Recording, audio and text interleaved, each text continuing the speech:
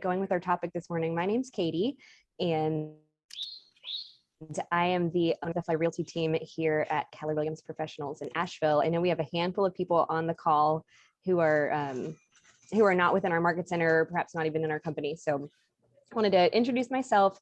And in the Keller Williams world, you'll hear the word Rainmaker to describe the owner of this specific team. So that's where you'll hear that a couple times here today.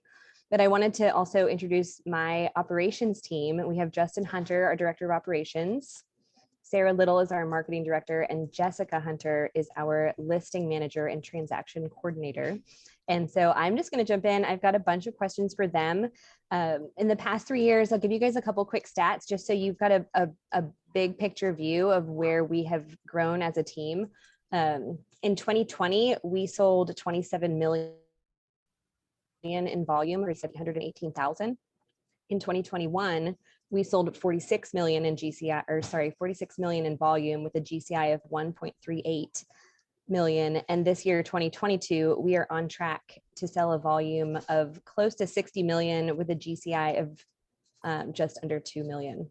So we're super excited about this growth. I believe that a lot of this is specifically related to the operations team and all that they have contributed and brought to the table. So I'm going to hop in. I'm wondering if you guys would just introduce yourselves, Justin, Sara, and Jessica, and give me the quick overview of what are you responsible for on the team? What is your role? What do you do? I'm Justin Hunter, Director of Operations here at Firefly. My primary role is to manage our database and to make sure that our Rainmaker, our agents, and our admin stay within their 20%. Love that. Thanks, Justin. Hi, I am Sara Little, and my primary goal is to increase the team's lead flow as well as our brand recognition, our repeat and referral business, and doing this through client events, advertising, community partnerships, and a lot more. I also handle a lot of listing marketing things, as well as team engagement and recognition programs and hiring and onboarding and that kind of thing. Awesome. Thanks, Sara. Jessica? I'm Jessica Hunter, and I manage all the listings, getting them prepped to go live. Also, once the listings have gone under contract, I manage all the logistics of the contract between the sellers and the buyer's agent. And then also all of our buyer transactions, once those have gone under contract, I do all the logistic management of those throughout the contract period as well. Got it. I love that. So tell me, I started off this call with giving a quick overview of the growth that we've experienced in volume GCI units. Each of you has a superpower. Some of you have more than one superpower. And so I am curious how you would describe the way that your efforts within your specific role have contributed to that growth.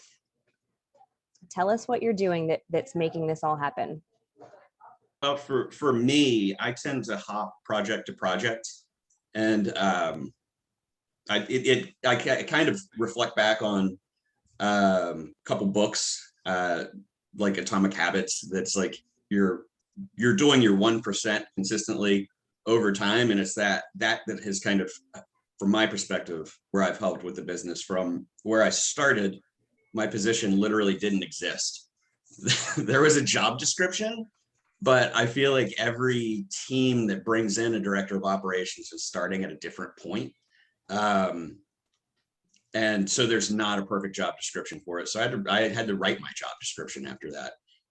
But whether it was getting our database updated and organized to make us more scalable, when I came in, I feel like there was a ceiling to what we were capable of from that aspect of it. To getting our transactions organized in a manner to make sure that we were providing top-end customer service and not missing the little things along the way. But honestly, the original thing where I think I helped the most was getting Katie out of the mundane, out of like payroll and that kind of thing, so that she could focus on getting the business growing. And then there was a moment back in 2020 at Family Reunion where I was able to kind of really see the vision of what Katie was looking at for the business down the line, and having that larger picture vision really helped. And then just real quick, thinking about when COVID hit, we went into slight panic mode, and I got probably the most useful experience with the team where I took over as the transaction manager for about 3 months. And living in that world really helped me build that position for what ended up being Sarah for a brief period of time and what's now Jessica, and has allowed that position to blossom and provide the extra support for the agents. Got it. Thank you, Justin. Sarah, what would you say to that question? What's your superpower? How do you contribute to the growth of the team? What have you done? Sure. So, like Justin said, when I first started, I was hired as listing and transaction manager, and with the goal of moving into the marketing director role within a year or so. And so I was able to kind of take what Justin had built for the transaction listing manager role and expand on that. And as I was going through my own training, kind of thinking about what it would look like when I was training the next person. So always kind of having that future in mind.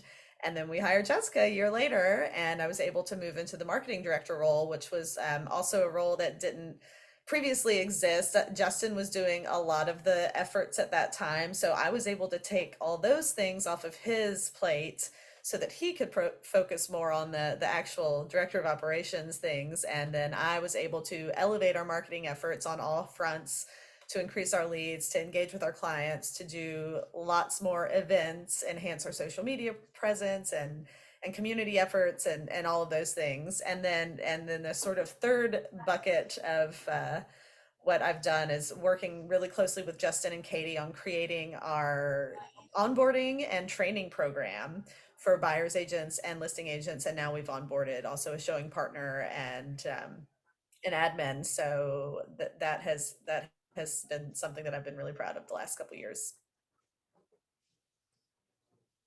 Thank you, Sarah. Jessica, what about you? Yeah, so I came in with no background at all in real estate, but I've done project management for like 14 years. So I think my kind of superpower that I brought to the team is just detail-oriented, task-oriented. I want to check all the boxes. And so the system that Sarah and Justin had worked together to set up was like, oh, this is great, and then I've sort of taken that, even further and continued as the more comfortable I've gotten with it and the more experience that I've had to sort of add to those things and adjust. We have tasks, we have automated email templates that we use for the things that, are communicated on every transaction. So just kind of expanding those things. And also our next kind of plan with hiring would be to split my role into a listing manager and a transaction manager. And so I've started working on some training manuals and things like that for whenever we do split that up, kind of how that would look. So I think just letting the agents not have to deal with the minutia of every single task and email and document, make sure everything is in its place. They can go out and get more clients. That's perfect. What I'm hearing, I love hearing you guys describe your view of your role and what you've brought to the table and to the team. The theme that I'm hearing and feeling as you're describing these things is one in which each of you in some way worked within the creation of your own role by seeing the vision of like, where are we going to go and what do I need to do to help us get there. So I've read a book, it's called Who Not How by Dan Sullivan. And that book really resonated with me, and it's resonating with me right now, hearing you guys. A lot of times in business, there are ceilings that you hit and it feels like, how will I do this? How can I make this happen? How can we get to the next level? And the answer is absolutely certainly not how, but who. Is each of you made it possible for the next level to come, and some of you then replaced yourself as you moved into the next seat into your role in the business now. So good job. Let me go to the next question here. I'm curious, as you think of yourself in your role and your relationship with the sales team, because our team we have 8 sales agents. And so you guys are very, very busy keeping all of them. And I think all of them are on the call. I didn't have anyone raise their hands, but they're all here. What is your relationship with the sales team? How do you create synergy between what you do and what they do to get the best result? I tend to view the sales team as both team members, but also clients. And so I'm trying to provide not just the agents, not just their clients, but I'm trying to provide the agents as much support as possible, whether it's through some form of, honestly, it's more of providing them a peace of mind, knowing that everything is going to get done behind them. And it's a pretty consistent, you have to constantly be providing that support, because if you fail one time, that will put that doubt in their mind. So we do our best to never fail. Yeah, I would definitely agree with that. I think, and one thing that Justin and Jessica and I all have in common is that we do come from a lot of years of customer service. And so I think for us, we are used to serving clients, and not just in the term of real estate clients, but also colleagues from other teams or other companies or our own team. So I think that all three of us kind of have that perspective as well. And for me, I kind of have the view that as far as operations and sales go, one can't be successful without the other. The sales team creates new business, and the operations team moves that business forward, so that the sales team create more business and the operations team can move it forward. So it's just a cycle that it's a very, very symbiotic relationship. And from the marketing perspective, for me, I kind of view it as constantly creating multiple pathways for agents to find that new business within my role. And so some of the ways that we kind of create that synergy is from the marketing side, I do weekly marketing updates at check-in 1 day a week. I give information monthly on lead sources, kind of an update on that. We have bi-weekly updates in our team meetings, kind of from both sides. We have had in our operations meetings, we have often invited someone from the sales team as a sort of ops team liaison for the sales to kind of keep that connection going. And we're always looking for more ways to increase that connection and sort of keep everybody in the loop on both sides. Love that. Thanks, Sarah. What about you, Jessica? I feel like you probably have probably the most hands-on role as far as direct connection with the sales team. So what does that look like for you, and how do you that relationship? Just consistent communication, and every agent is different a little bit in how they want to communicate, the best way for them to get information to me and vice versa. And so it's just been a lot of determining what works best, and trying to keep consistent communication, however that works out and however it works best, for the agent to make it easy for them to let me help them. That's perfect. I love that perspective of the that the agents on the team are like clients to the operations team. Justin mentioned at the very beginning when he was introducing himself that his goal is to make things run so smoothly and so simply that the agents can stay in their 20%. And to clarify that, when within a team, the agent's 20% is always lead generating, lead follow-up, going on appointments, signing those buyers and sellers, and then negotiating their contracts. And so I see the work you guys are doing, and certainly the connection between you and sales creates something kind of magical when it's all flowing like it should. How would you say that you view your relationship between yourselves and me as the team owner or the Rainmaker? What does that look like? How do we work together, and what keeps that going in a powerful way? From when I started, it was definitely almost 50% as a Rainmaker and 50% as a list agent. And as from the Rainmaker perspective, it really was a lot of hands-on, one-on-one time, how to build the systems the right way. What is your vision? What was your vision of this business 5 years from then? And it could be a little stressful in the beginning because it felt like we wanted to be there tomorrow. But as we worked through it, having that vision from the beginning really helped me set up various projects 6 months in advance so that we were moving in the right direction. Now I'm finally seeing some of those visions from 2019 actually coming to fruition. And you had mentioned the right people in the right places, and I had mentioned that family reunion was in one of the sessions, and they showed the 7th level with the director of marketing, and I was like, we need a director of marketing. And so it's starting to get your vision of that help me go out and find those pieces. Yeah, that's perfect. And that's one of the things that's been exciting for me as the owner in working with such top level operations people has been their commitment to recruiting to the team.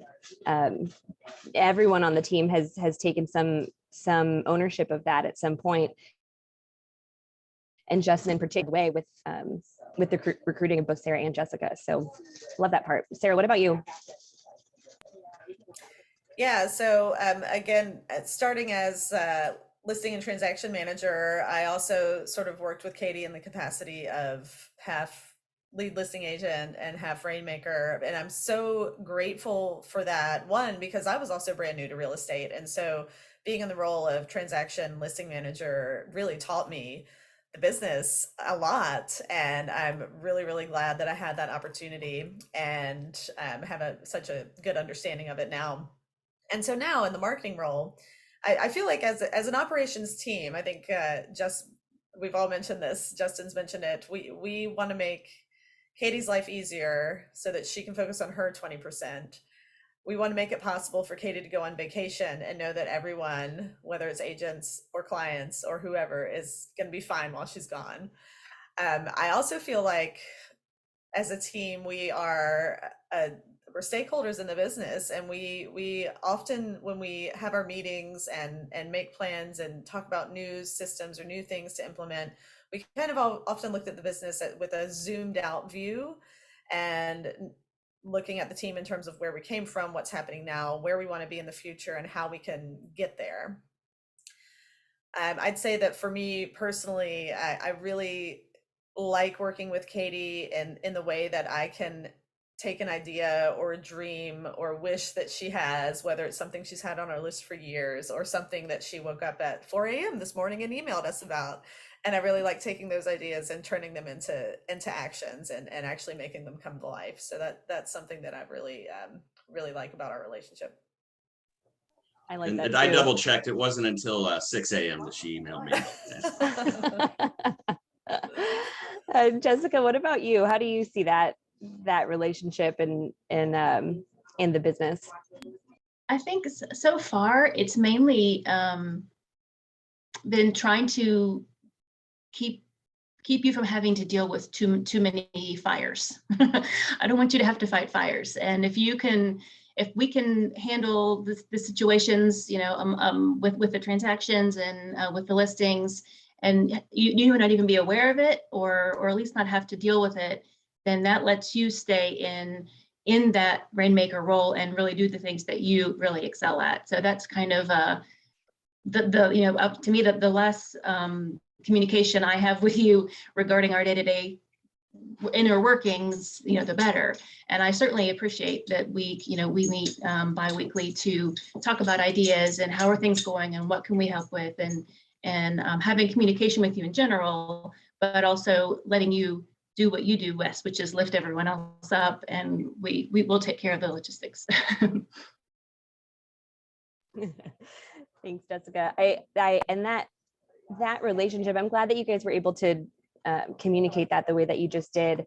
The one where as your business grows, for me as the owner and the leader, being able to trust the people on your operations team is like number one in importance of making the business grow, because each level of the business grows is something new that I let go of or give up or move to another plate.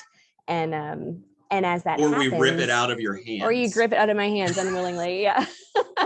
and those moves and those trusting relationships are the thing that allows me to keep moving. So you guys are doing a great job at that, and I love you for it. I'm going to ask you one more, and this will be kind of a combo question. There's two parts. One part is, and you've touched on this a bit already, when it comes to customer service, specifically with our out-facing clients, what is it that you're doing to keep that customer service at a really high level? You know, a lot of people starting to build teams have that question, oh no, how do we make sure that the customer service is great while we're scaling and while we're getting bigger and while we are as individuals are not handling every piece? So what are you doing with that? And more specifically, is there something that you see within the team that wouldn't be possible if you weren't here? And what is that thing? So the first things that I kind of try to tackle whenever I began with the team, and again, this is a few years ago, so we've grown a bit since that point in time, was anytime there was a mistake made, to ensure that it only happened once and to put a lot of safety nets in place. So I think what we saw when Jessica onboarded was there were so many safety nets in place that those errors don't occur. So that allows you to really focus on what truly is the customer service, where you can be proactive. You're never being reactive. You're answering questions before they're asked. That's my personal vision of it, but it goes a lot more in depth than that. That said, what I think I've helped provide the team is really the scalability. And as I was grabbing our numbers this morning, and I looked at, so 2019, 2020, I feel like we plateaued a little bit in there. It may have been a touch because of COVID, whatever, but we did, what was it, 800 and something thousand in GCI. We hit 98 transactions, I think, in 2020, and we really wanted to hit 100. And then this year we're on pace for, like, we can still hit 2 million in GCI this year. To think that we're going to hit a million this month, and we hit it for the first time last year in October.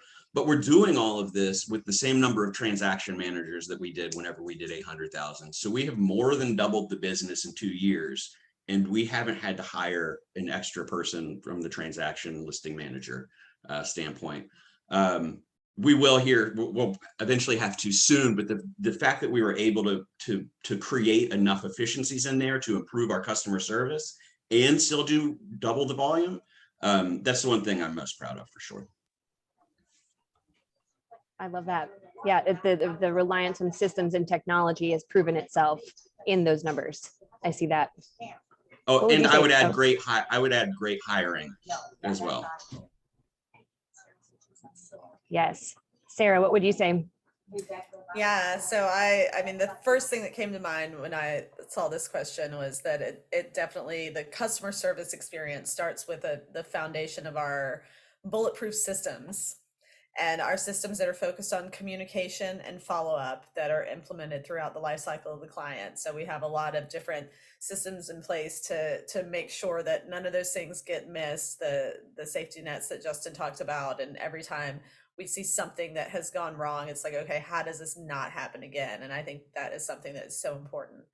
And then one of the things that we put in place since Jessica has been here that I think is just wonderful and really like makes that customer service just go above and beyond is that we have it in place where if Jessica's out of town or not in the office, we have an email that is used for all of her transactions. And so I am able to hop into our CRM and see emails that are coming through about transactions. Me or Justin are able to cover her.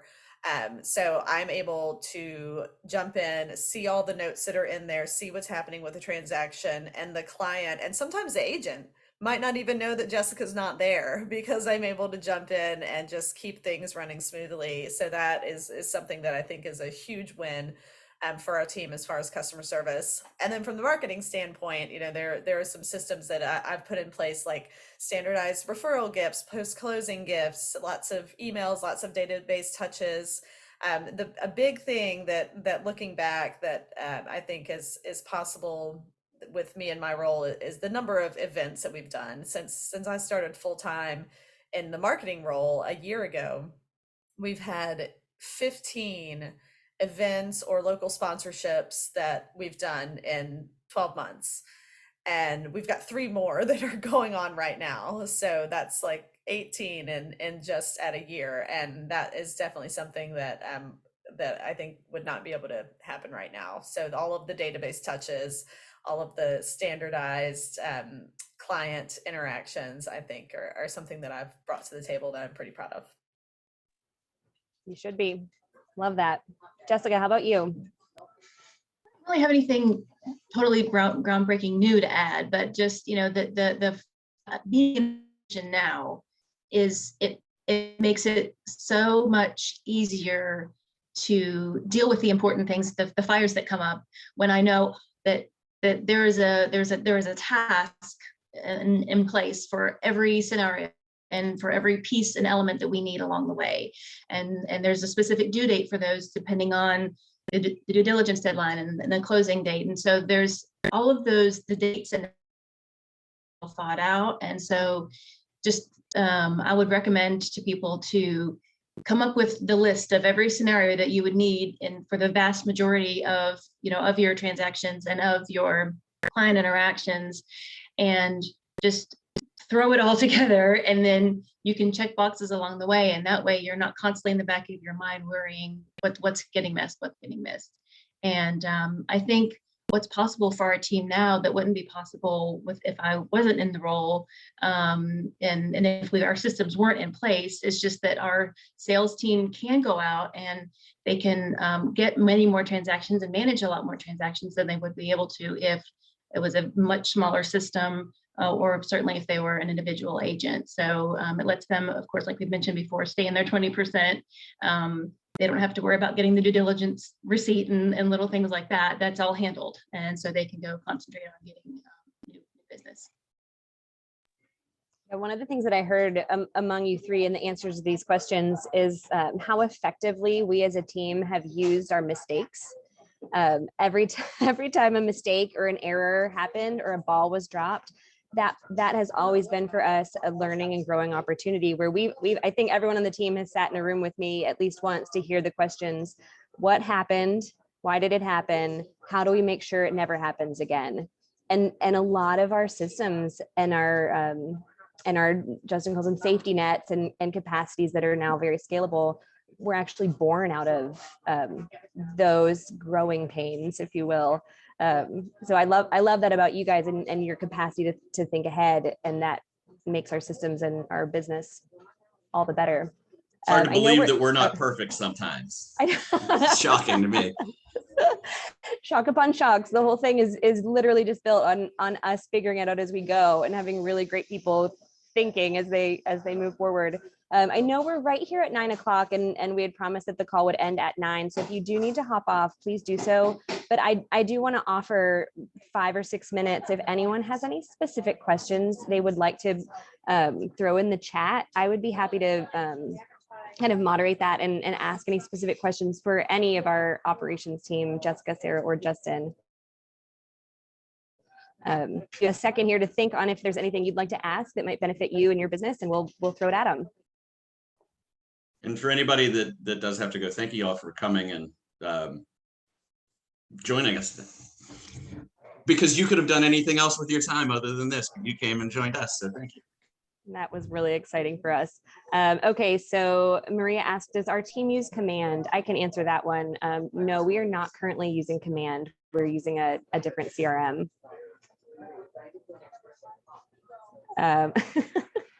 I've got a question from an agent. They're wondering what annoys you most about the agents. It's mainly Josh, but I like all the others. I bet I know the answer of what the real one would be.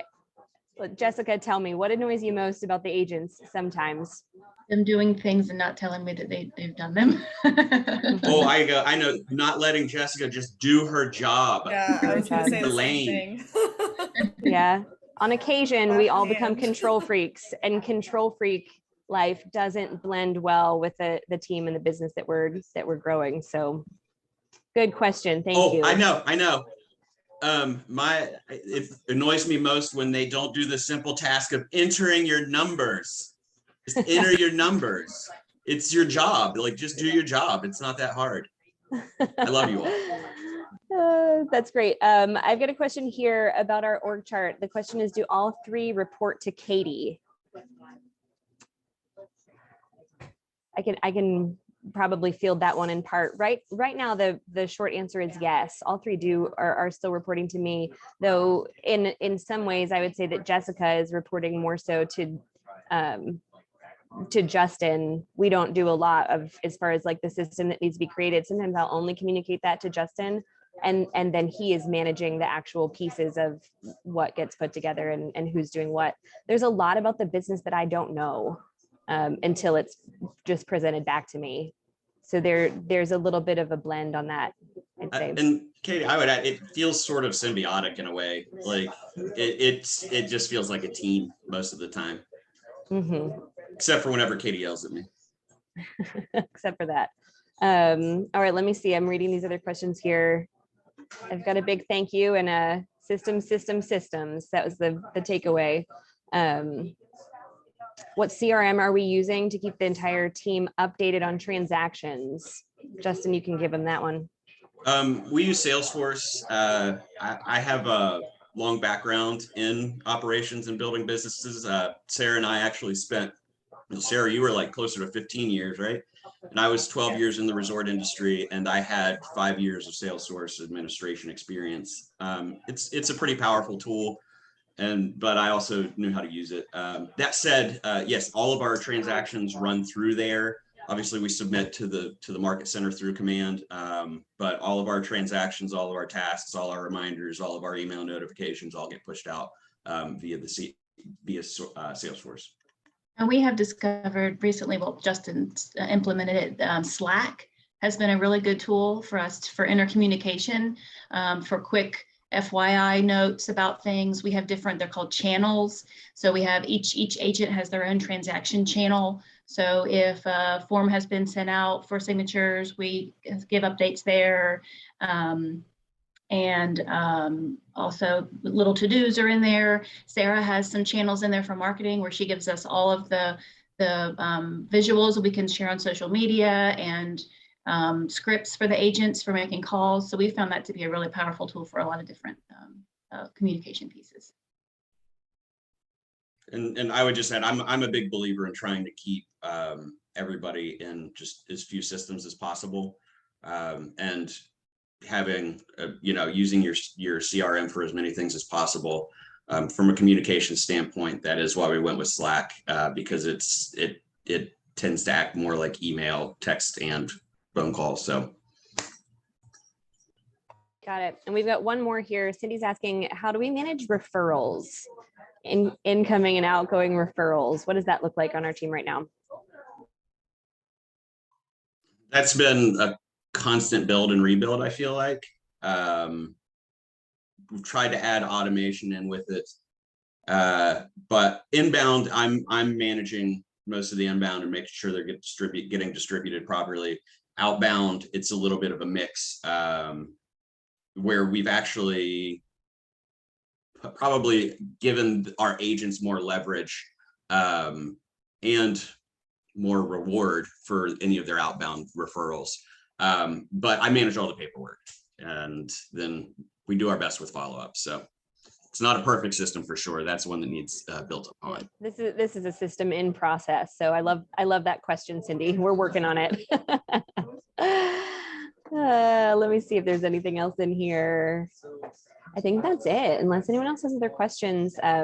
We have loved putting this together, and just the preparation that we did to create this little 30-minute call was really useful and empowering for us as a team. So we appreciate you guys all being here to listen into the conversation. If I think we can probably send this recording out to the participants. We've got the whole thing here, so we can do that. And if you guys have further interest in having more conversations like this, we are very, very much open to continuing in other formats, if it be Zoom or in person or something like that. So please do raise your hand if you're interested in more, and we'll be here. Thank you guys. Thank you, Sarah, Jessica, and Justin for contributing today. Thank you, Katie. Thank you, everyone. See you all. Have an awesome Bye. day.